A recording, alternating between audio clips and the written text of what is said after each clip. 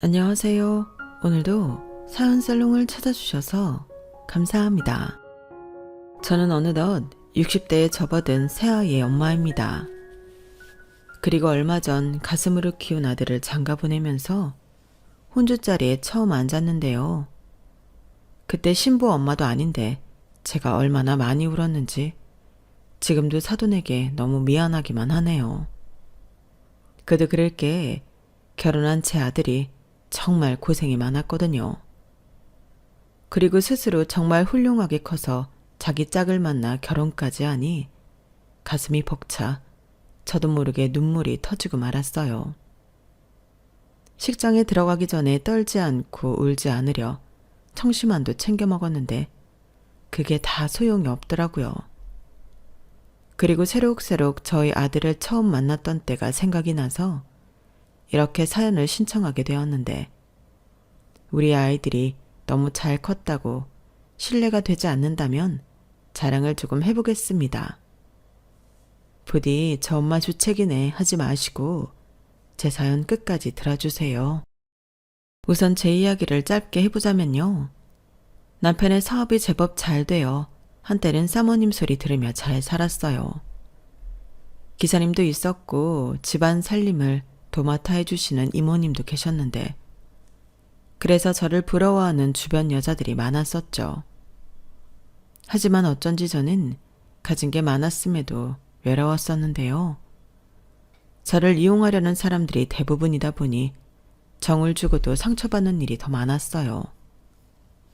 그렇다 보니 누굴 새로 사귀는 것도 저에겐 늘 반갑지 않은 일이었는데 그 와중에 임신도 되지 않으니 늘 우울했었죠. 제가 원래 아이들을 좋아해서 결혼하면 바로 아이를 낳고 싶었는데 그게 잘 되지 않았어요. 산부인과에 가서 검사를 받아도 지금처럼 정밀한 검사를 해주지 않았기 때문에 그저 아무 이상이 없다는 소리만 들었는데 그래서 저만 죄인이 되어야 했어요. 남편이 돈을 제법 잘 버니까 시어머니가 아들 가진 유세를 하셨거든요. 너는 내 아들 만나 호강하며 편하게 살면서 애도 하나 못 낳냐? 아휴, 생긴 건 멀쩡해가지고 남들 둘셋이나 낳는 동안 뭘 하는 거야? 이런 말을 한 1000번도 넘게 들었던 것 같아요. 그리고 그렇게 승승장구할 것 같은 남편의 사업이 회사 내부인의 횡령과 기술 유출로 망하게 되었고 회사 빚을 갚기 위해 정말 가지고 있는 거 탈탈 털어 빚잔치를 벌였는데 왜 그런 말이 있잖아요. 부자는 망해도 3년은 먹고 산다고. 하지만 저희는 그렇지 못했어요. 정말 집도 절도 없는 그런 신세가 되었거든요. 그리고 친구, 친척 누구 하나 망한 저희를 도와주려는 사람은 없었는데요. 그나마 저희가 잘 살 때 용돈 넉넉히 받던 시어머니가 200만 원 해준 것이 전부였어요. 그리고 저희가 계속 손을 벌릴지 모른다고 생각하셨는지 미국에 있는 형님네로 가시면서 저희와 연락을 끊어버리셨는데 돈 앞에서는 천륜도 부질없더군요. 그때 저희 친정도 마찬가지였어요. 남편이 잘 나갈 때는 우리 사위, 우리 형부, 우리 매형 하던 친정 식구들이 제가 돈 얘기 한번 한 이후로는 제 전화도 받지 않았는데 그때 처절하게 느꼈죠. 우리 부부에겐 서로밖에는 없다고요. 그리고 없으면 없지. 더는 남한테 아쉬운 소리 하지 말고 다시 열심히 살아보자고 약속을 했는데 시어머니가 주시고 떠난 그 200만 원으로 반지하 월세를 얻어 저희는 살기 위해 아등바등 거렸어요. 남편은 매일 일자리를 구하러 새벽부터 나갔고 저도 뭐라도 할 수 있는 것이 있나 길거리 전단지마다 가져와 전화를 돌려봤는데 일자리 구하는 게 하늘의 별 따기였어요. 그리고 그렇게 일자리도 구하지 못하고 어딘지도 모를 동네를 걸어다니는데 배에서 꼬르륵 거리는 소리가 들리더라고요. 그리고 손목시계를 봤는데 시간은 벌써 3시가 넘어 있었고 아침부터 제대로 먹지 못해 제 위에서는 밥을 달라고 아우성을 쳤는데 선뜻 뭘 사 먹을 순 없었죠. 시중에 갖고 있던 돈도 별로 없었고 남편이 밥을 제대로 먹었는지 알 수 없는데 제 배만 채우기엔 미안한 마음이 들었어요. 그러다 길거리에서 떨이라고 김밥을 가져가라고 한 할머니가 말씀하셨고 저는 떨이라는 말에 홀랑 넘어가 그 김밥 한 줄을 사왔는데 당장에 먹어버리고 싶었지만 남편이랑 저녁에 같이 라면이랑 같이 먹으려고 꾹 참았어요. 그리고 집에 와 남편과 다 식은 그 김밥을 나눠 먹는데 남편이 그러더군요. 이 김밥 어디서 샀어? 안에 든 것도 없는데 이거 맛있네. 그렇죠. 나도 방금 그 생각했어요. 밥에 무슨 양념을 했나? 아니면 우리 배가 고파서 그런 거 아닐까요? 그건 그럴 수도 있지. 그래도 이 김밥은 맛있네. 아, 자기도 김밥 잘하지 않나? 우리 연애할 때 종종 싸웠잖아. 그 김밥도 참 맛있었는데. 나중에 김밥 좀 싸봐. 저는 남편의 말에 괜히 김밥을 말아보고 싶었어요. 그리고 내친 김에 김밥을 좀 싸서 그 할머니처럼 밖에서 팔아볼까 싶었는데요. 그 할머니 김밥이 저에겐 아주 좋은 샘플이었죠. 안에 속재료를 많이 넣지 않아도 팔 수 있다는 게 저한테는 가장 좋은 메리트였어요. 그래서 새벽에 일어나 되는 대로 계란치단과 단무지, 어묵 정도만 넣고 김밥을 말았는데요. 남편 아침도 그 김밥으로 해결할 수 있어 좋았고 무엇보다 더 좋았던 건 지하철역 앞에서 팔기 시작한 김밥이 30분도 되지 않아 모두 팔렸다는 거였어요. 그때 확신했죠. 이건 되는 장사라고요. 아침에 급하게 나온 사람들에게 이보다 싸고 좋은 아침은 없었으니 아주 딱이라고 생각했어요. 하지만 매일 아침마다 좋은 자리를 차지하기 위한 경쟁이 장난이 아니었는데 첫 장사를 하던 그날은 제가 아주 운이 좋았던 거더라고요. 그래서 그곳의 생리를 알고 저도 그 경쟁에 끼게 되었는데 원래 내성적인 성격에 남한테 싫은 소리도 못하는 저였지만 먹고 사는 일이 걸리니 저 역시 조금 억척스러워졌어요. 오전에 김밥을 다 팔고 집에 돌아갈 생각에 자리를 못 잡았을 때는 이곳 저곳을 옮겨다니며 가지고 간 김밥을 모두 팔았죠. 그리고 그 돈을 종잣돈으로 저는 학교 앞에서 한 사람 겨우 서 있을 수 있는 분식점을 차릴 수 있었는데요. 아무래도 장소가 협소하다 보니 길거리 장사와 크게 다를 것도 없었어요.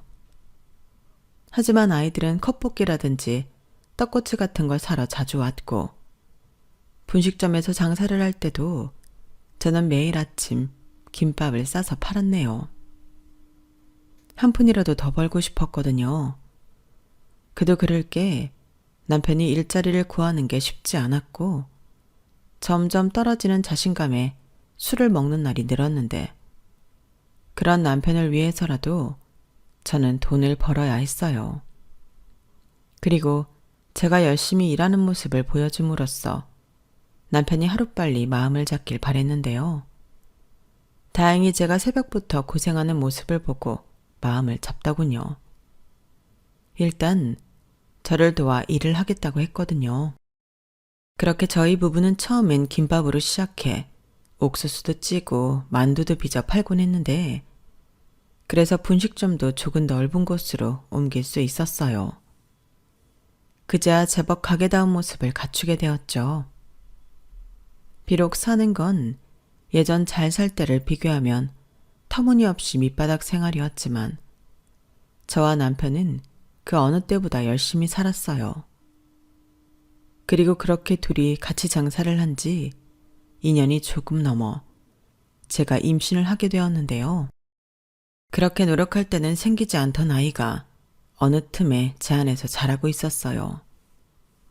제가 임신을 눈치챈 건 4개월이 접어들 때였는데 너무 신기하고 살짝 얼이 나가는 기분이었어요. 그리고 현실이 현실이다 보니 아이가 찾아온 건 너무 기쁘고 행복한 일이지만 앞으로가 걱정이었는데 그때 남편이 자기만 믿으라며 저에게 용기를 주더군요. 남편은 여전히 새벽이면 지하철역으로 나가 김밥을 팔았고 오전에 장사 준비를 해서 점심때 아이들 학교 시간에 맞춰 분식점 장사도 도맡아 하기 시작했는데 워낙 남편이 일머리가 좋고 사람들을 잘 대하는 편이라 저 없이도 타격 없이 장사를 잘했어요. 오죽하면 남편이 나 사실은 장사 체질인가 봐. 장사하는데 하나도 힘들지가 않네. 특히 애들이 와서 맛있다고 사 먹는 거 보면 밥도 안 먹었는데 배가 불러. 이런 게 보람인가? 라며 장사가 재미있다고 했는데 너무 다행이라고 생각했어요. 전에는 사업을 하던 사장님이라 저런 일을 어떻게 할까, 행여 싫어하지 않을까 걱정이 많았는데 저렇게 본인이 좋아하며 일을 할 줄은 몰랐거든요.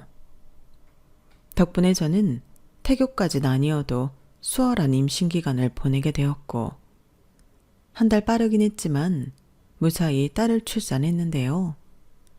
아이 키우랴 장사하랴 또 살림하랴 거의 제정신이 아니었던 것 같아요. 그런데 제 아이가 5살이 되었을 때 남들과 조금 다르다는 걸 알게 되었는데요.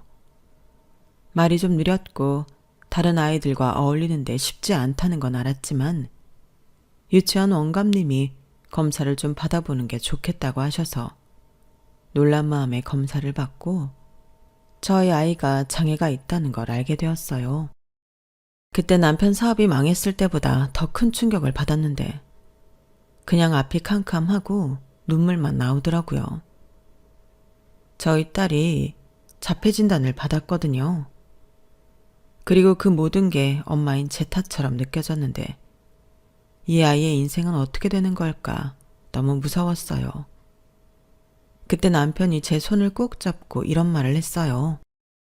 걱정하지 마. 우리가 있는데 무슨 걱정이야. 다른 아이들처럼 똑같이 사랑 주고 키우자고. 그래도요. 나는 너무 막막하고 무서워요. 엄마가 이렇게 마음 약한 소리를 하면 쓰나. 엄마는 강하다는 말 몰라? 강해지라고. 나도 당신이랑 우리 딸 지키기 위해 강해질게. 당신이 뭘 두려워하는지 알아. 우리가 우리 딸한테 방패막이 되어줘야 하지 않겠어? 아무리 장애가 있어도 행복할 순 있잖아. 저는 남편의 말에 자꾸만 흔들리는 마음을 지푸라기 잡는 심정으로 붙들었어요. 남편 말대로 저희 애를 지킬 수 있는 건 저희밖에 없으니 제가 강해져야 한다는 생각이 저를 정신 차리게 했죠. 그리고 그날 이후 저는 자폐에 대한 공부를 시작했어요. 아무래도 저희 애가 다른 애랑 다르다 보니 엄마인 제가 더 잘 알아야 한다는 생각을 했거든요. 그리고 남편과도 같이 장사를 하며 저희 부부는 전에 없이 더 끈끈하게 또 열심히 살았는데요. 그렇게 10년을 고생하니 살림이 조금씩 피기 시작하더군요. 물론 전처럼 기사를 두고 도우미 이모를 둘 정도는 안 되지만 방 3개짜리 빌라도 샀고 분식점도 매출이 제법 유지가 됐어요. 그리고 새벽마다 하던 김밥 장사는 그만뒀는데요. 먹고 살만해져서가 아니라 아침마다 저희 딸을 데리고 남편이 근처 공원을 가기 시작했기 때문이었어요. 저희 딸이 다른 아이와 다르게 아침잠이 없어서 새벽에 일어났거든요. 그에 반면 저는 주로 밤과 새벽에 이것저것 찾아보고 공부하는 탓에 아침에 못 일어났고 그런 저와 딸을 위해 남편이 나서기로 한 거였는데 눈이 오나 비가 오나 그렇게 남편이 아이를 데리고 나가니 아이가 그 시간을 참 좋아하더라고요. 그리고 시간은 저희 부부에게 익숙함이라는 걸 선물했어요. 남들 눈에는 특이해 보이겠지만 저희끼리는 일상의 루틴이 생겼고 그 어느 때보다 가족이라는 중심으로 돌아갔는데 그러던 중 신기한 인연을 만났어요. 한 번은 남편과 분식점에서 장사를 하고 있는데 제가 김밥을 말고 있었거든요. 근데 한 여자아이가 오더니 뭐에 홀린 것처럼 제 손을 쳐다보고 서 있었어요. 가만 보니 침이 꿀꺽하고 넘어가는 모습까지 보였는데 아이의 모습이 이런 말 좀 뭐하지만 남루해 보였죠. 여자아이인데도 머리도 제대로 묶지 않았고 옷도 제대로 세탁이 되어 있지 않은 게 딸을 키우는 제 눈엔 뭔가 이상해 보였어요. 그래도 아이가 배가 고픈 것 같으니 얼른 말던 김밥을 칼로 썰어 김밥 먹을래? 내밀었는데요. 아이는 금방이라도 먹을 것처럼 보였지만 먹지 못했어요. 아, 너무 먹고 싶은데 이거 먹으면 오빠한테 혼나요. 어? 오빠? 근데 왜 혼나는 거야? 그때였어요. 제법 먼 거리에서 야, 너 뭐해? 하고 어떤 남자의 목소리가 들렸는데요. 성인인 제가 들어도 제법 무서운 강압적인 말투여서 저까지 놀랐어요. 그리고 오빠다 하고 그 아이는 도망을 치기 시작했는데 이게 무슨 일인가 싶었죠. 그런데 동생을 쫓아가는 남자아이, 그러니까 그 오빠라는 아이의 모습도 여자아이만큼 참 안쓰러워 보였는데요.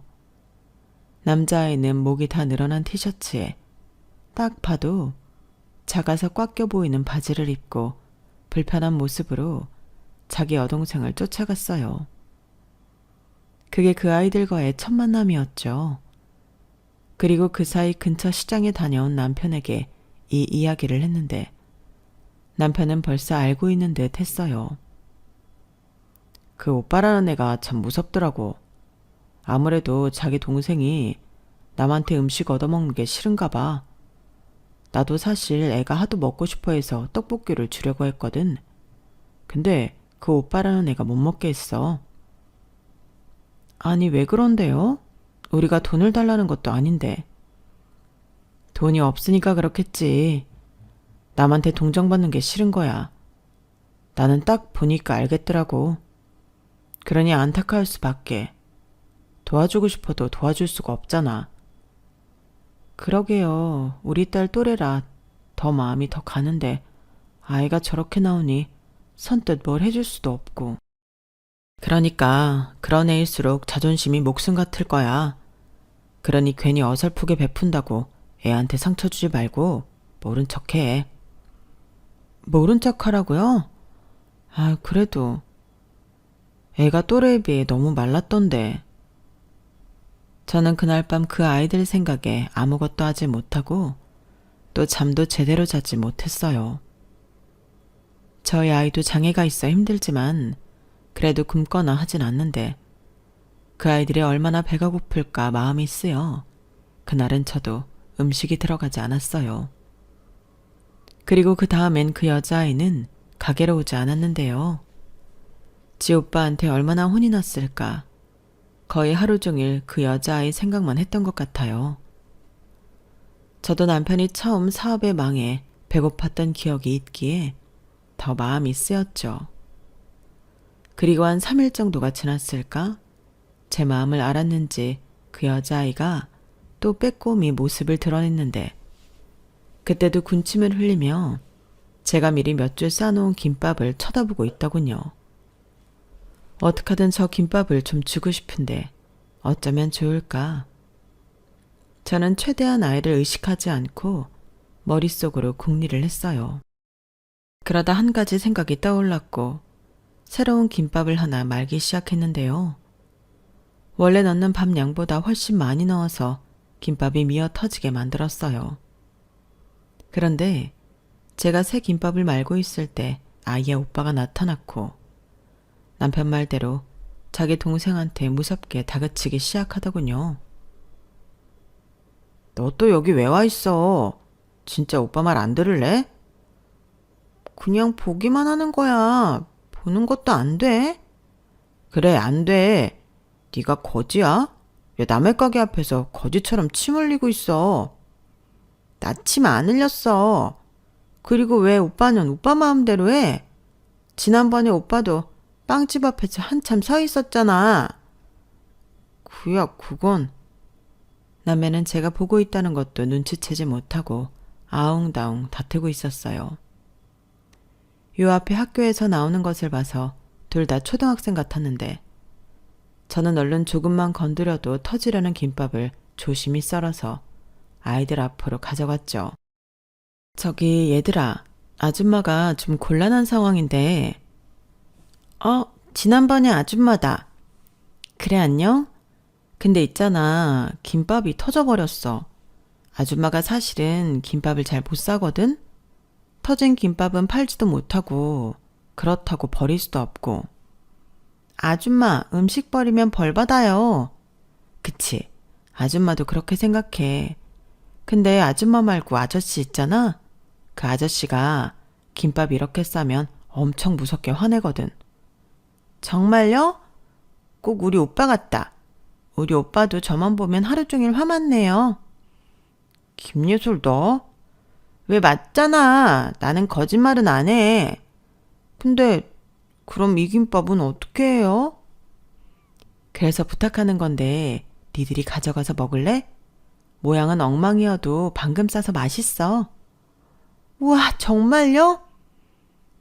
김예솔, 안 돼.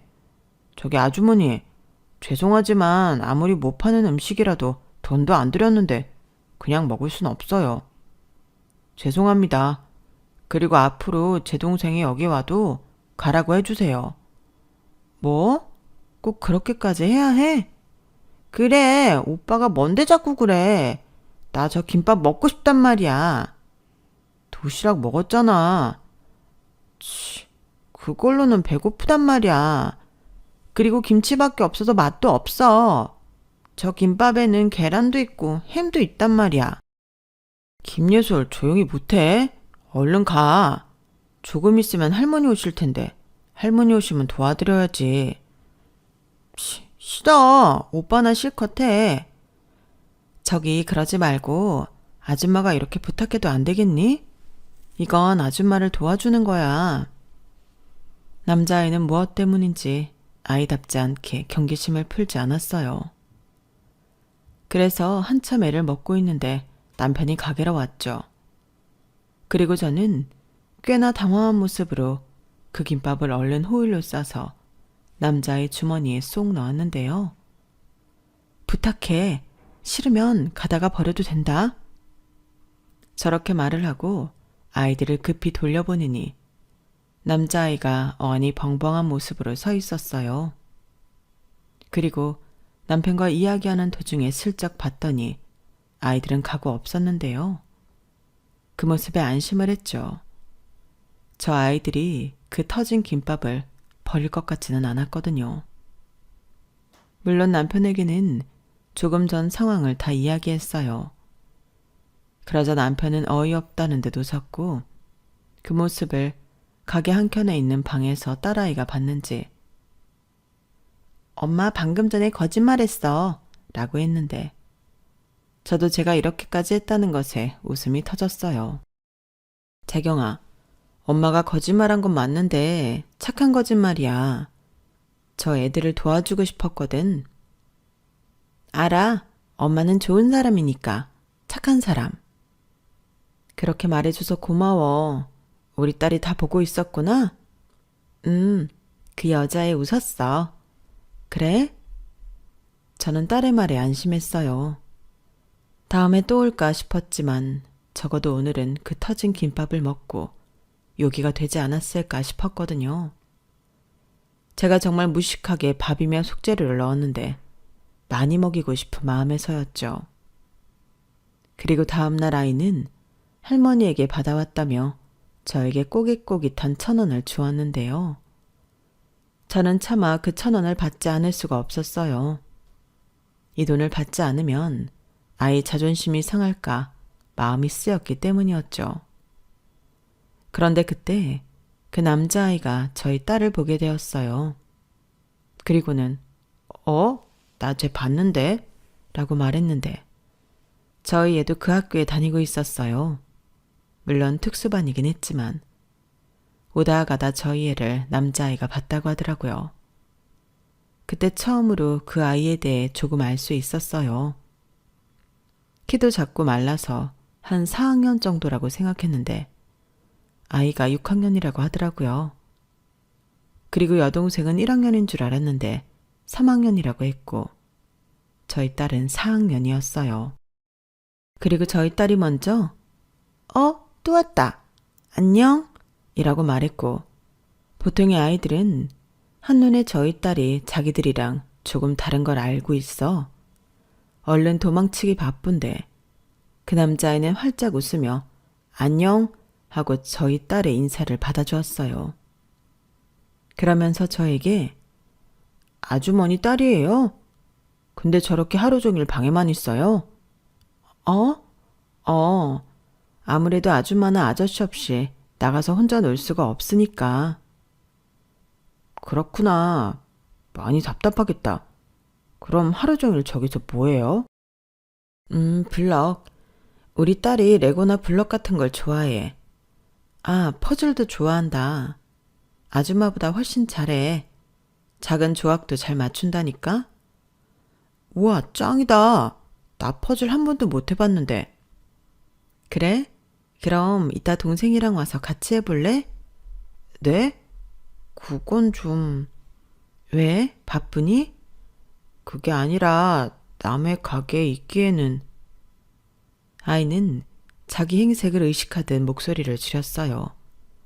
그리고 그 모습이 제 마음을 아프게 했는데 마음 같아서는 당장 옷이라도 한 벌 사서 입혀주고 싶었지만 태연하게 저는 또 착한 거짓말을 했어요. 아줌마가 부탁하는 거야. 네 말대로 우리 애가 혼자 저러고 노니까 심심하고 답답하잖아. 그래서 같이 좀 놀아줬으면 좋겠거든. 그치, 재경아? 저는 제 딸을 보고 눈에 힘을 팍 줬어요. 엄마 마음을 알아달라는 신호였는데 그걸 알아본 건지 저희 딸이 이라고 짧게 말했죠. 그렇게 그날 처음으로 그 남매 둘이 저희 가게에 와서 저희 딸이랑 같이 놀았어요. 그리고 저는 또 터진 김밥을 만들어 아이들 앞에 내밀었는데요. 김밥이 또 터지고 말았어. 라고 너스레를 떨며 가지고 가니 남자아이는 눈치가 빨라 제 의도를 다 파악한 듯 보였어요. 그런데 여자아이가 지 오빠 눈치를 보며 침만 흘리고 있으니 아주머니가 주시는 거니까 감사합니다 하고 먹어 라고 했는데요. 그러자 여자아이의 얼굴이 활짝 피면서 저에게 우렁차게 감사합니다 라고 말했고 저희 딸은 깜짝이야. 큰 소리 치면 안 돼. 예의가 아니야. 라고 말했는데 그 말에 저희들이 모두 웃었어요. 저희 남편도 언제 왔는지 만두를 빚으면서 같이 웃고 있더라고요.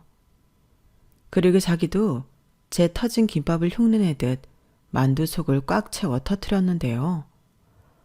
아이고, 만두가 터져버렸네. 어쩔 수 없으니 니들이 좀 먹어줘라. 이건 못 팔아. 라며 딱 봐도 아이들 먹이려 연기를 하더군요. 그때 여자아이가 이렇게 말했어요. 아줌마도 그렇고 아저씨까지 이렇게 음식을 못 만들면 돈은 언제 벌어요? 뭐? 그러게. 여보, 우리 좀 잘 좀 해봅시다. 그러게. 내가 손이 너무 커서. 그러는 당신도 만두 좀 잘 만들어봐요. 맨날 터트리고 이게 뭐야? 졸지에 음식도 제대로 못 만드는 아줌마 아저씨가 되어버린 저희 부부는 그날 서로에게 마음에도 없는 소리를 하면서 미소를 지었는데요. 그때 저희 딸이 엄마랑 아빠 또 웃어. 너랑 오빠가 오면 우리 엄마랑 아빠는 계속 웃어. 라고 했는데 그날 기억이 좋았던 건지 아이들은 종종 저희 가게에 놀러 왔어요. 그야말로 저희 딸아이와 놀려고 왔는데 그러면 저랑 남편은 손이 바쁘게 터진 김밥과 터진 만두를 만드느라 정신이 없었죠. 그리고 이젠 아이들도 저희 부부의 속뜻을 아는 듯 감사합니다. 잘 먹겠습니다. 하고 인사하고 김밥과 만두를 먹었는데 한 달 정도 지났을까? 아이의 할머니라는 분이 저희를 찾아왔어요. 그리고는 역시나 꼬깃꼬깃한 10,000원짜리 3장을 건네주셨는데요. 아이들에게 들었다며 고맙다고 굽은 허리를 더 굽히시며 인사를 하셨죠. 저희는 아니라고 아이들이 너무 바르고 예쁘다고 조심스레 커피 믹스 한 잔을 내밀었는데요. 그때 그 할머니에게 남매의 사연을 듣게 되었어요. 남매의 부모가 교통사고로 동시에 아이들 곁을 떠났다고 하시더라고요. 그런데 부모가 빚이 좀 많았는지 뭐 하나 건질 건이 하나도 없었다고 했는데요. 당신이 그 빚을 대신 갚느라 갖고 있던 얼마 없는 재산을 모두 탕진해 현재는 폐지와 고물을 주어 남매를 키우고 있다고 하셨어요. 애들을 보면 너무 불쌍해 잘 키우고 싶은데 당뇨와 혈압이 있는 당신이 할 수 있는 일이 너무 없다 보니 마음처럼 되지 않는다며 눈물을 보이시더라고요. 그 모습에 저도 따라 울었어요. 아이들이 착하고 너무 예쁜데 현실이 너무 가혹하니 저라도 도움이 되고 싶었는데요. 할머니는 마음만 받겠다고 하시더라고요.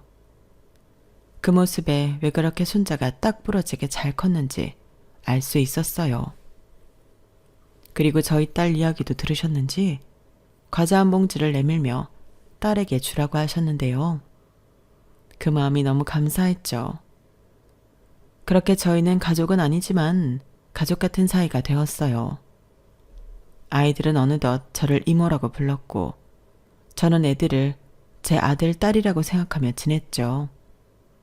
동정이 아니라 애정이라는 걸 강조하며 반찬 같은 걸 만들어 할머니랑 맛있게 먹으라고 주곤 했는데요.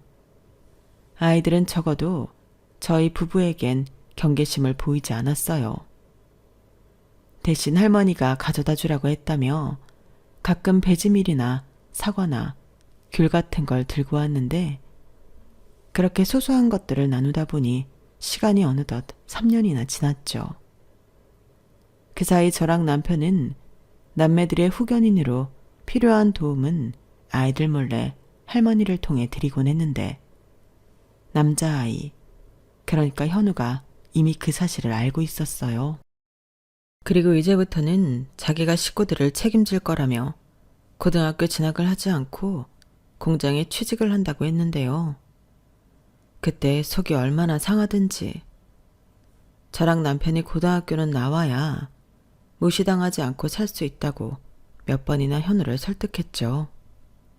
하지만 어찌나 고집이 세던지 현우는 저희 부부의 말에도 아랑곳하지 않았어요.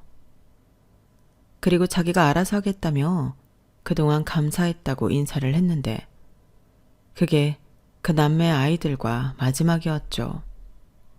특히 저희 딸보다 어린 예솔이는 헤어지기 싫다고 제 치맛자락을 붙들고 울었는데 여간 가슴이 찢어지는 게 아니었어요. 그래서 갈 땐 가더라도 이건 가지고 가라고 멀쩡한 김밥들과 지갑에 있던 현금을 몬땅 꺼내 아이들 손과 호주머니에 억지로 넣었는데 그때도 현우는 괜찮다며 마다하려는 걸 제가 정말 억지로 들려보냈어요. 그리고 언제든 힘든 일 있으면 오라고 어디 가지 않겠다고 기다리겠다고 말했는데요. 아이들은 저희를 찾아오지 않았어요. 무소식이 희소식이라고 하지만 하루에도 몇 번씩 아이들이 오지 않을까 자꾸만 기다려지더라고요. 하지만 1년이 지나고 또 1년이 지나고 아이들은 오지 않았고 그 시간만 속절없이 흘렀는데요. 저희 부부는 그럼에도 가게도 다른 곳으로 옮기지 못했죠. 어쩌면 애들이 찾아올 수도 있다는 생각에 저희는 그곳을 떠날 수 없었어요. 그러다 만들던 김밥이 터지기라도 하면 눈물이 왈칵 터져버렸는데 이미 그 아이들은 정말 제 자식과도 같은 존재가 되어 있었죠. 그 사이 저희 딸은 장애인 학교에 다니면서 저희 딸 나름의 세상을 살아가는 방법을 익히고 있었는데 그것도 쉽진 않았어요. 저희 가족은 차별이라는 두 단어와 떨어질래야 떨어질 수 없었거든요. 그렇게 보고 싶은 아이들 걱정하랴, 저희 딸아이 걱정하랴, 걱정만 하면서 시간을 보냈고 저희 부부는 어느덧 중년의 나이에 접어들고 있었는데 예상은 했지만 고등학교를 마친 딸아이가 취직할 곳은 없었어요. 물론 학교와 센터에서 주선해주는 일자리가 있긴 했지만 그건 정말 교통비 정도만 나오는 수준이었고 아이가 혼자 살 수 있는 돈은 아니었는데요. 부모 입장에서는 그게 가장 걱정이었어요. 만에 하나라도 저희가 아이 곁에 있어줄 수 없을 때 아이가 제대로 살 수 없을 것 같아 그게 무서웠거든요. 그래서 돈을 아무리 벌어도 저희는 그 돈을 저희가 하고 싶은 것에 쓴 적이 없었는데 차도 15년 된 경차가 다였고 집 역시 처음 매매했던 빌라에서 살고 있었죠. 대신 딸에게 주려고 돈을 모으고 있었는데 그렇다고 저희가 몇 억이나 되는 돈을 모은 건 아니었어요. 그러니 벌어도 걱정은 끝이 없었는데 그러던 어느 날 반가운 손님이 찾아왔죠. 그건 바로 저희 부부가 너무나도 보고 싶었던 남매였어요. 이모, 삼촌, 그동안 안녕하셨어요? 너 설마 예솔이니? 현우고? 네, 그동안 잘 지내셨죠? 저는 그 모습이 너무나도 꿈만 같았는데요. 무엇보다 아이들 신수가 아주 환해졌는데 딱 봐도 아이들이 잘 지내고 있다는 걸 알 수 있었죠. 그리고 그날 반가운 마음에 가게도 얼른 접고 집에 아이들을 데리고 가서 삼겹살 파티를 벌였는데요. 아, 이런 날은 삼겹살이 아니라 소고기를 구워야 하는 건데. 아니에요. 저희 삼겹살 좋아해요. 아마 예솔이가 제일 좋아하지? 아니거든. 나는 터진 김밥이 세상에서 제일 좋아. 아, 맞다. 우리는 터진 김밥이랑 터진 만두를 제일 좋아하지? 사실 요즘 그게 정말 먹고 싶어서 참느라 죽는 줄 알았어요. 뭐? 그게 뭐라고 참아. 언제든지 오면 줄 것을. 그나저나 할머니는 잘 지내시지? 건강은 하시고. 저는 궁금한 할머니 근황부터 여쭤봤어요. 워낙에 안 아픈 곳이 없던 양반이라 그것부터 걱정이 되더라고요. 하지만 아이들은 순간 약속이나 한 듯 침묵했고 저와 남편은 그 침묵이 무얼 뜻하는지 말하지 않아도 알았는데요.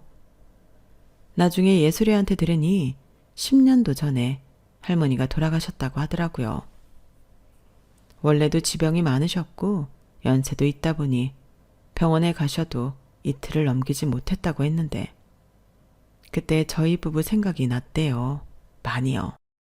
이놈들, 그런 큰일이 있었으면 우리한테 제일 먼저 연락을 했어야지.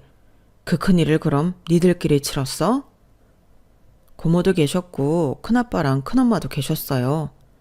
그런데 차마 연락드리지 못한 건 제가 꼭 성공한 모습으로 찾아뵙고 싶어서. 뭐? 너도 참 어릴 때부터 고집이 여간 세더니 그런 일에도 고집을 부려. 죄송해요. 근데 저 정말 성공한 모습으로 뵙고 싶었어요. 그래서 예솔이가 가보자고 할 때마다 겨우 참았어요. 진짜 우리 오빠 성격 이상하지 않아요? 저래놓고 장가는 어떻게 간대? 저는 지금도 예비 올케 언니한테 너무 미안해 죽겠어요. 저런 남자랑 어떻게 살지? 야, 김예솔. 왜? 내가 진짜 오늘 여기 오면서 이모랑 삼촌 가게 없어졌을까봐 얼마나 무서웠는지 알아? 그럼 영영 못 찾을 거 아냐. 못 찾긴 왜 못 찾아. 전국을 뒤져서라도 찾지. 가족인데. 저는 현우의 말에 웃다가 잠시 울컥했어요. 네, 저희는 가족이었죠. 아주 오래전부터 가족이었는데 너무 오랜만에 만나다 보니 그걸 잠깐 잊고 있었어요. 그리고 그 고집센 현우가 얼마 뒤에 장가를 간다는 소식을 덩달아 듣게 되었는데요. 현우는 저희 부부에게 청첩장을 내밀며 이렇게 말했어요. 제가요, 진짜 오래전부터 드리고 싶었던 부탁이 있는데요. 이모 삼촌도 좋지만 이젠 엄마 아빠로 제가 모실 수 있게 해주세요. 뭐? 아니, 우리가 그럴 자격이 있나? 여보. 그래, 우리 아들 너랑 예솔이를 우리 아들이고 딸이라고 생각한다. 근데 네가 우릴 모실 필요는 없어. 모신다고 표현하긴 했지만 이렇게 엄마 아빠가 있다고 생각하고 싶어서요. 때 되면 우리도 엄마 아빠 집에 가서 밥도 먹고 이야기도 나누고 그러고 싶고. 그럼 그런 거라면 언제든지. 그리고 제 결혼식에 두 분이 혼주석에 앉아주셨으면 좋겠어요. 이건 정말 아주 오래전부터 생각하고 있던 거예요. 뭐? 비록 법적으로는 부모 자식 관계가 아니지만 저 알아요. 저희를 정말 아끼시고 챙겨주신 거요. 제 교복도 사주시고 저희 소풍 때면 일부러 도시락도 싸주신 거 할머니가 두고두고 갚아야 한다고 하셨거든요. 그거야 우리가 좋아서 한 거고. 근데 우리가 혼주석에 앉으면 너랑 결혼할 여자 집에서 뭐라고 생각하실까? 그분들에게도 다 말했어요. 제가 어떻게 살았고 또 어떤 은혜를 입었는지 이미 다 얘기했거든요. 그리고 저희 장인 장모님 되실 분들도 정말 좋은 분들이세요. 이모 삼촌, 아니 엄마 아빠 덕에 제가 이만큼 자랐다고 꼭 보답하며 살아야 한다고 하셨고요. 어쩜 정말 좋으신 분들이구나. 가만 보면 우리 현우가 인복이 있어. 네, 그리고 혼주 자리를 부탁한 것도 사실은 제가 아니라 저희 장인 장모님이세요. 좋은 날 같은 자리에 있으면 좋겠다고 하시면서 한번 여쭤보라고 하셨는데 겸사겸사 이젠 때가 되었다고 생각해서 찾아왔어요. 어머나. 저도 사실은 아주 오래전부터 엄마랑 아빠라고 부르고 싶었어요.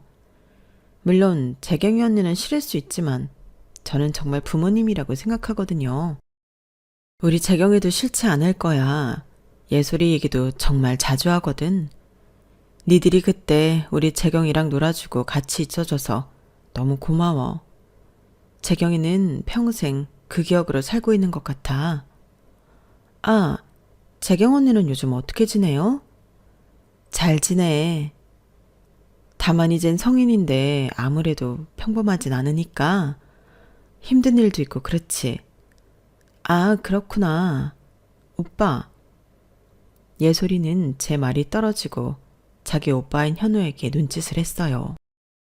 그리고 현우는 저희 부부 앞에 자기 명함 하나를 내밀었는데 그 명함에는 대표라는 직함에 현우 이름이 적혀 있더군요. 세상에나. 그렇게 고등학교 보내려고 애를 먹었는데 그 현우가 회사 대표가 되어 있더라고요. 어쩜 이렇게 대견할 수가. 현우 네가 사장인 거야? 네. 뭐 그렇다고 아주 큰 회사는 아니고요. 이제 한 5년 됐는데 그래도 공장도 있고 사무실도 있어요. 지금은 예솔이도 같이 일하고 있는데 저희끼리 그랬거든요. 재경이도 여기 와서 같이 일하면 좋겠다고요. 혹시 지금 재경이가 직장을 다니고 있나요? 제가 좋은 조건으로 스카우트를 좀 하고 싶은데. 그건 아니지만, 에이, 그래도 아니지. 우리 애가 다른 사람 몫을 할 수는 없을 텐데. 아니에요. 저희 회사가 제조회사라 재경이처럼 손재주 좋은 사람한테 딱이에요. 거기에 재경이는 집중력도 좋고 융통성은 없어도 정확한 거 좋아하잖아요. 저희한테는 딱이죠. 그냥 경험 삼아 며칠만 다녀보는 건 어때요? 그래서 재경이가 좋다고 하면 저희 회사가 정년까지 책임지겠습니다. 이건 아들이 하는 제안이 아니라 대표로서 하는 제안이에요. 저희 부부는 현우의 말에 어안이 벙벙했어요. 물론 더없이 좋은 제안이었는데 그래도 조심스럽긴 했거든요.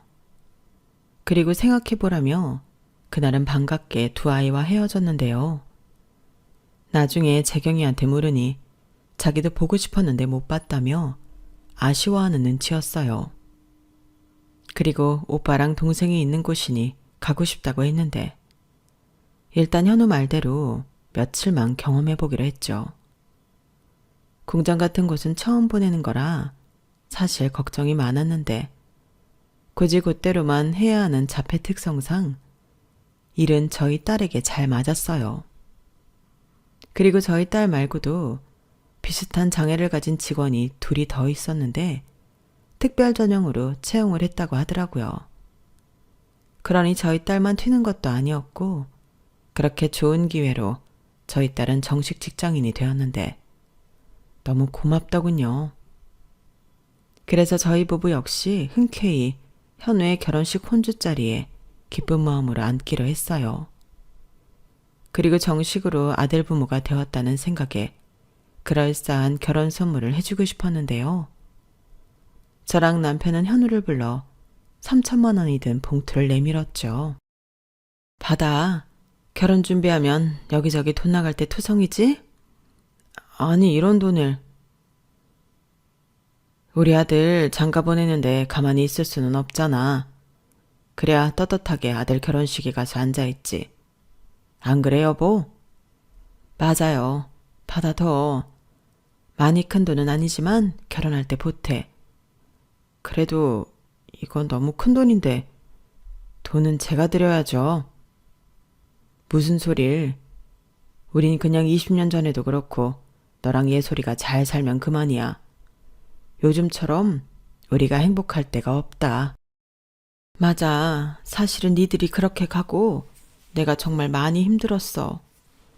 행여 어디 가서 굶고 있는 건 아닌지 나쁜 사람 만나서 곤란한 일을 당하고 있는 건 아닌지 그렇게 홀랑 가버린 니들이 얼마나 미웠는지 아니? 근데 이렇게 잘 큰 모습으로 우리 잊지 않고 찾아와줘서 요즘은 맨날 웃고 산다. 게다가 네가 장가까지 간다고 하니 가만히 있어도 너무 행복해. 그 꼬장꼬장한 남자 꼬마가 언제 이렇게 커서 남자가 됐대? 엄마도 참 저한테는 두 분이 살아야 할 이유였고 성공해야 할 이유였어요. 꼭 잘된 모습으로 찾아뵙고 싶었으니까. 그리고 이악 물고 검정고시 쳤고 공부하기 싫다는 예솔이도 엄마 아빠한테 실망시키지 않는다고 공부를 했는데 지금 생각해보니 저희 남매가 포기하지 않고 버텼던 건 다 엄마 아빠 덕분이었던 것 같아요. 그렇게 말해주면 너무 고맙지. 근데 나도 그렇고 우리는 니들이 성공하지 못했다고 해도 지금이랑 똑같이 니들이 반가웠을 거야. 맞아. 니들은 그게 이유라서 참고 살았겠지만 우린 너무 긴 시간 동안 못 보고 살았잖아. 그동안 얼마나 니들 걱정을 했는지 알아? 죄송해요. 그래도 이왕이면 좋은 모습만 보여드리고 싶어서. 이제부턴 우리 진짜 가족답게 떨어지지 말고 살자. 앞으로는 니들한테 무슨 일이 생겨도 다 같이 있는 거야. 원래 가족은 같이 붙어 있는 거다. 붙어서 한솥밥 먹는 게 가족이야. 네, 그래서 신혼집도 여기 동네로 알아보고 있어요. 예솔이도 아마 여기 동네로 이사 올 생각인 것 같던데. 아니다. 저희 그냥 다 같이 살까요? 아유, 됐다. 너는 신혼인데 그런 말은 이제 함부로 하면 안 돼. 그리고 원래 시댁은 멀면 멀수록 좋다고 했는데 우리 괜히 미운 털 박히는 거 아니냐? 에이, 우리 주연이 그런 애 아니에요. 얼마나 예쁘고 얼마나 착한데요. 아 맞다. 주연이 엄마 아빠한테 보여주고 싶은데 언제가 좋으세요? 상견례는 이미 해버려서. 현우는 수줍게 자기 예비 신부를 저희한테 소개하고 싶다고 했어요. 그리고 저희도 하루라도 빨리 며느리를 보고 싶은 마음에 언제든 좋다고 했고 밖에서 만난 며느리는 현우 말대로 참 좋은 아이였는데요. 며느리를 보니 현우 걱정은 안 해도 되겠다는 생각이 들었어요. 예솔이는 저런 오빠랑 어떻게 사냐고 농담처럼 말했지만 예솔이도 둘이 천생연분이고 새언니가 자기 오빠를 잘 챙겨줄 거라는 걸 알고 있는 듯 하더라고요.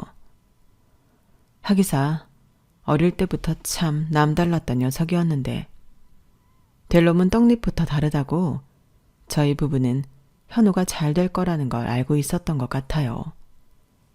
그리고 예전에도 참 할 말 다 하는 귀여운 예솔이는 그 성격 그대로였는데요.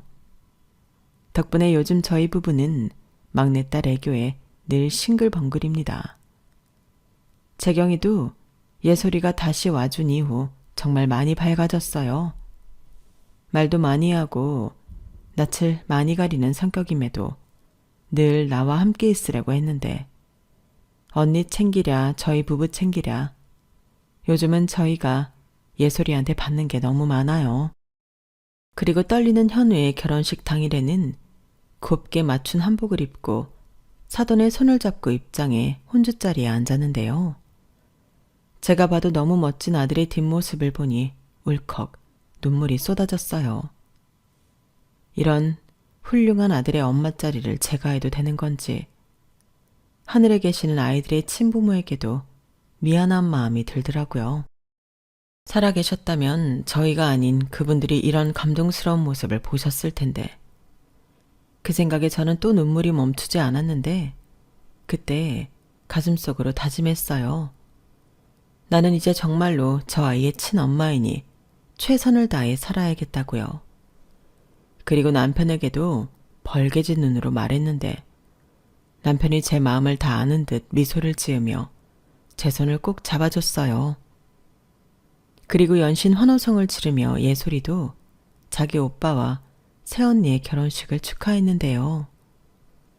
언젠가는 신부의 혼주석에도 앉게 될 텐데 저 철부지 딸을 또 어찌 시집을 보낼까 그런 앞선 생각이 들더군요. 너무 늦게 다시 만난 아이들이라 최대한 오래오래 제 옆에 두고 싶었거든요. 그리고 아들과 며느리는 신혼여행을 떠났어요. 그리고 예솔이는 멀쩡한 지집을 두고 저희 집에서 출퇴근하며 떠날 생각을 하지 않았는데 그때 남편이 예솔이한테 집을 정리하고 들어오라고 했죠. 사실 저도 그런 생각이라 하루빨리 예솔이를 집에 들이고 싶었는데요. 예솔이는 말이 떨어지기가 무섭게 다음날 짐을 싸들고 저희 집에 왔어요. 다행히 방에 안에 남아서 그 방을 예솔이가 쓰게 했죠. 그렇게 저희는 꽉 찬 집이 되었고 늘 수다와 웃음소리가 끝나지 않게 되었는데요. 저는 매일매일 분에 넘치게 행복했어요. 이건 돈으로 줄 수 없는 행복이었기 때문에 더 특별하고 가치가 있었는데 그러다 4박 5일 일정을 마치고 아들과 며느리가 돌아왔죠. 그리고 저는 그날은 소고기를 굽고 잡채도 만들고 했는데 그때 예솔이가 말했어요.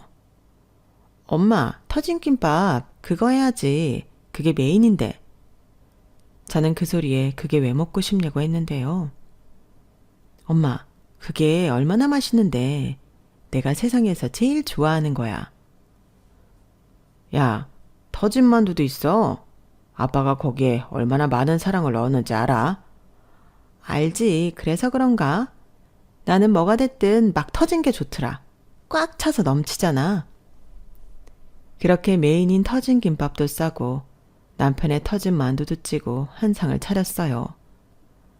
그러자 현우도 그렇고 예솔이도 그렇고 다른 맛있는 음식들을 두고 그것만 연신 먹었는데요. 그 모습을 보는데 왜 그렇게 보기가 좋은지 그때 터진 김밥을 쌀 생각을 했던 제 자신이 대견스러웠어요. 만약 그때 아무것도 하지 못하고 저 아이들을 그냥 보냈다면 이런 인연은 없었을 거잖아요. 그런 생각을 하면 모든 것이 다 기적처럼 느껴졌는데 식사를 다 마치고 재경이까지 온 식구가 한자리에 둘러앉으니 저희 거실이 정말 꽉 차더군요. 이런 날이 오다니 정말 꿈 같았어요. 그런데 현우가 또다시 저희에게 통장을 내밀었고 저희 부부는 당황한 나머지 아무 말도 못했는데 예솔이가 그 통장을 냉큼 집어 제 손에 올려놓았어요. 그리고 거기엔 3억이라는 돈이 찍혀 있었는데요. 이게 뭐니? 제가 거기에 0 하나 더 붙여드리고 싶었는데 아직은 그 정도 능력은 안 돼서 대신 조금만 기다려주세요. 엄마 아빠 호강시켜 드릴게요. 아우 싫다. 무슨 도로 가져가. 엄마 왜 그래? 오빠가 원래부터 드리고 싶어서 모은 돈이야. 거기에 내 돈도 좀 있다. 아니 니들은 우리가 뭘 해줬다고 이런 걸 줘. 뭘 해주긴요. 살게 해줬잖아요. 저는 그때 어른들이 다 싫었거든요. 아무것도 못하는 저도 싫고. 근데 엄마 아빠가 저한테 희망을 줬어요. 살아도 되겠다. 열심히 살아서 성공하고 싶다. 그런 꿈을 꾸게 했어요. 아마 그건 예솔이도 그럴 거예요. 우리 오래 헤어져 있었지만 한시도 엄마 아빠 잊은 적 없어요. 나는 오빠한테 말 안 했지만 가끔 엄마 아빠 가게 앞까지 갔다 온 적도 있어. 그때마다 여전히 우리 엄마 아빠는 좋은 사람이구나. 그러고 돌아왔지. 니들 정말 새 식구도 있는데 비행기 좀 그만 태워. 아니에요. 저는 하도 얘기를 들어서 이젠 아무렇지도 않아요. 그리고 저도 감사드립니다. 두 분이 아니었다면 저는 이렇게 좋은 남편도 못 만났잖아요. 저도 앞으로 며느리로서 두 분께 잘할게요. 잘 부탁드립니다. 우리야말로 그렇죠. 잘 부탁해요. 우리 앞으로 편하게. 가족이니까. 네. 그날을 생각하면 지금도 실감이 잘 나지 않아요. 그게 얼마 전 일인데도 그렇더라고요. 그리고 아들이 준 돈은 차마 쓸 수 없어 그냥 가지고만 있는데 나중에 현우와 예솔이를 위해 쓸 생각입니다. 아이들은 저희더러 마치 은인이라도 되는 양 저렇게 많은 걸 베풀지만 따지고 보면 저희가 해준 것은 없어요. 모두 아이들이 한 일들이죠. 그저 저희 부부는 배고픈 아이들 어떻게든 먹이고 싶었던 것뿐인데 그 작은 호의가 너무 큰 은혜가 되어 돌아온 것이 아닌가 생각합니다. 사실 돈보다도 아이들 마음이 너무 고맙고 감사해요.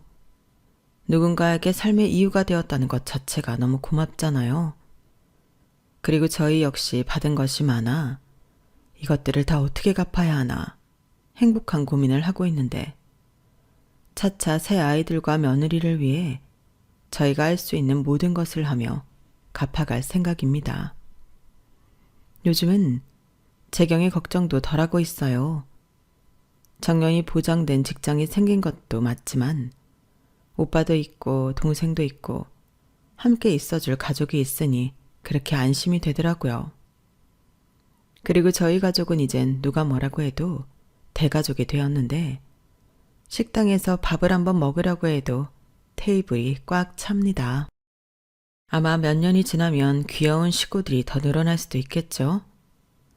남편 사업이 망했을 때 세상엔 우리 부부 둘밖에 없다고 생각했는데 이젠 이 많은 아이들이 있어 저희 인생도 행복으로 꽉 찼습니다. 바람이 있다면 우리 아이들이 모두 건강하고 행복하게 지금처럼만 살았으면 좋겠어요. 그리고 우리 예쁜 막내 예솔이도 자기 오빠처럼 좋은 짝을 만나 더 많은 사랑을 받았으면 좋겠는데 역시 시집은 천천히 갔으면 좋겠네요. 아직은 제 옆에 두고 싶거든요. 요즘 이런 생각을 종종 해요. 내가 무슨 복에 이렇게 잘 살고 있나 하고요. 그리고 그 힘들었던 시간을 잘 버텼다는 생각이 절로 드는데 지금 이 순간 힘든 일을 마주하고 계신 분들이 있다면 조금만 더 버텨보라는 말을 하고 싶습니다. 끝도 없는 터널도 결국엔 끝이 있고 원래 동이 트기 전이 제일 어둡다고 금방 예쁘고 찬란한 해가 뜰 테니 나쁜 생각은 하지 마시고 저처럼 잘 견디셨으면 좋겠어요. 그럼 저처럼 이래도 되나 할 정도로 보상이 찾아올지 모르거든요. 이상 제 자랑 섞인 이야기는 여기까지입니다. 끝까지 읽어주시고 들어주셔서 감사드려요. 늘 건강하시고 행복하셨으면 좋겠습니다. 안녕히 계세요. 여러분, 사연 댓글에 응원과 현명한 조언 부탁드려요. 좋아요와 구독은 저에게 큰 힘이 됩니다. 오늘도 좋은 일 가득하세요.